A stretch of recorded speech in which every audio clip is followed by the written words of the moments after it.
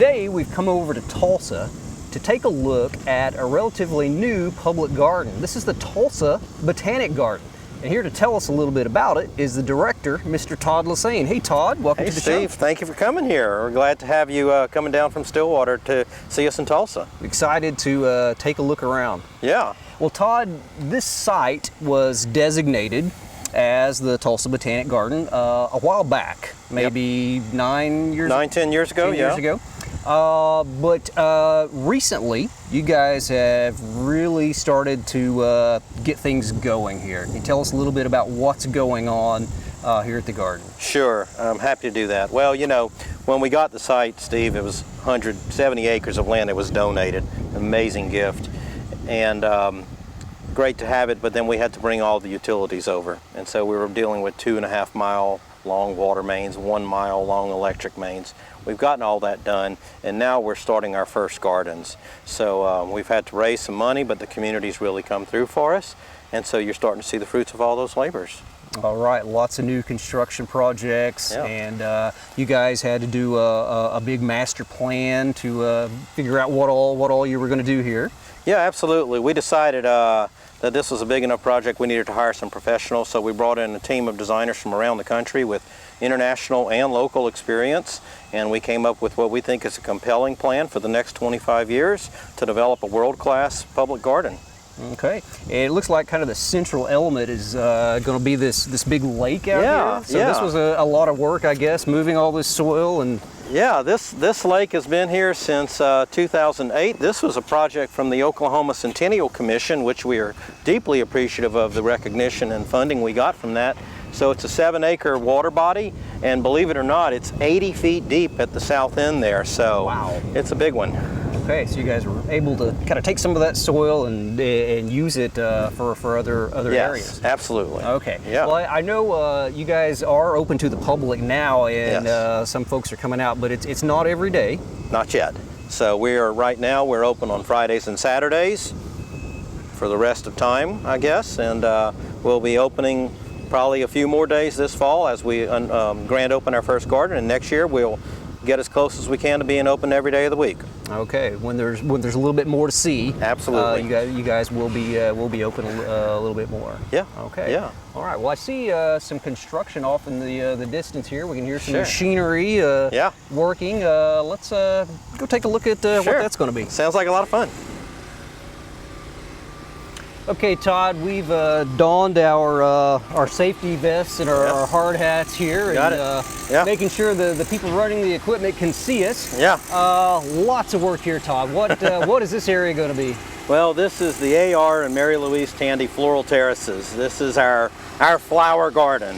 It's going to be an amazing garden with not only a big central swath of color and this grand water feature that comes down the hill, drops 30 feet total, but on the sides of it, each terrace has its own identity.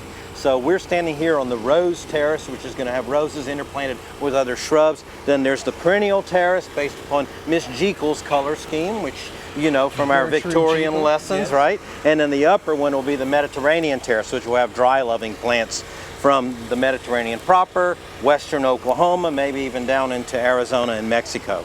Wow, it's going to be really colorful. It's going to, it's our flower garden. It better be, right? Or I'm in trouble. Okay, well, I love the water features and just this pattern of all the stone and the concrete. Thank you. Now, you were telling me earlier this brown sandstone. You guys didn't have to go very far to find that. We only have to go 12 inches deep. So, believe it or not, there's a ton of stone, this beautiful Osage sandstone, and we decided to incorporate it into our walls. There's over 600 feet of walls here. We didn't have to buy a single piece of sandstone to make them. Wow. So it's an amazing use of a local material. Yeah, you guys are very resourceful. Yeah. Starting to get a few plants in here. Yes, yes. So, you know, when you're lining this kind of central corridor with the water feature, we wanted to keep the plantings a little simple and more formal, so we've done some yopons. Of course, we have the golden sweet flag, of course, and we have some clethras, or summer sweet, which I think will do well here.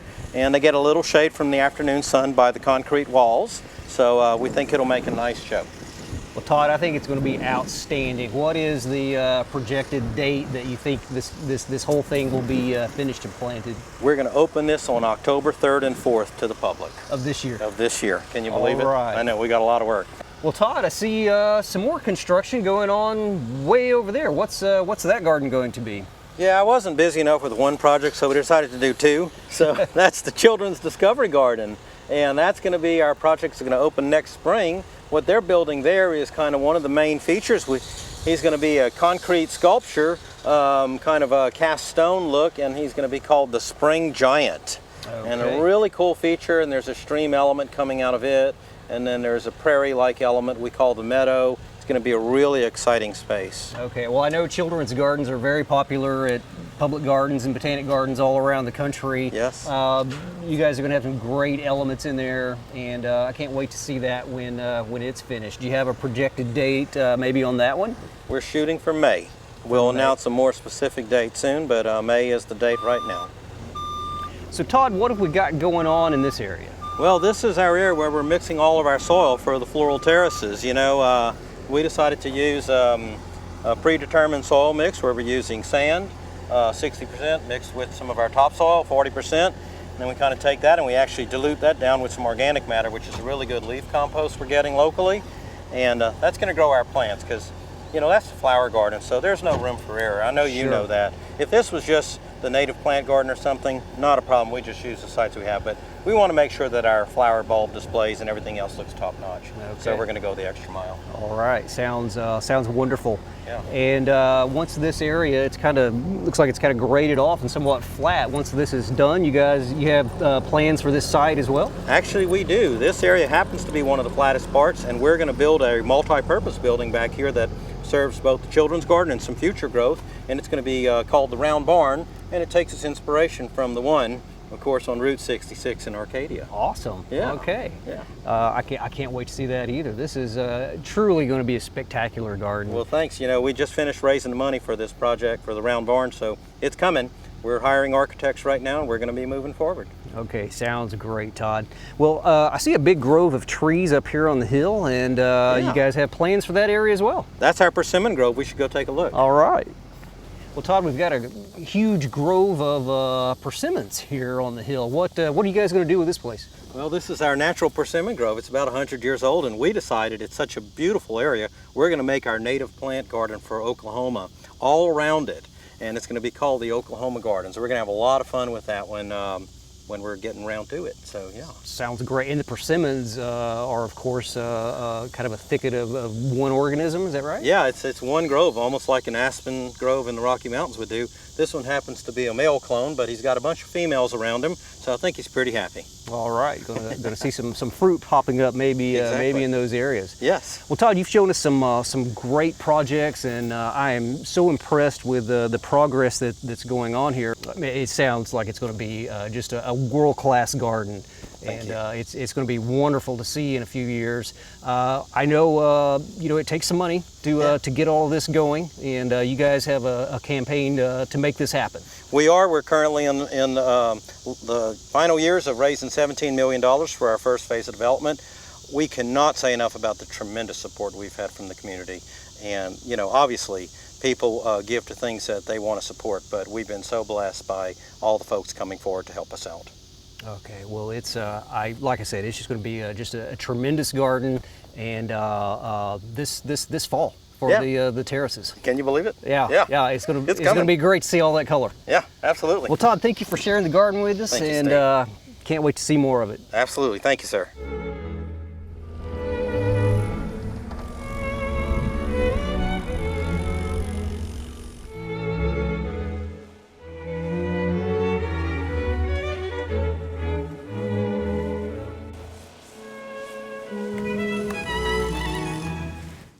We hope you enjoyed this video. It's part of our Oklahoma Gardening YouTube channel.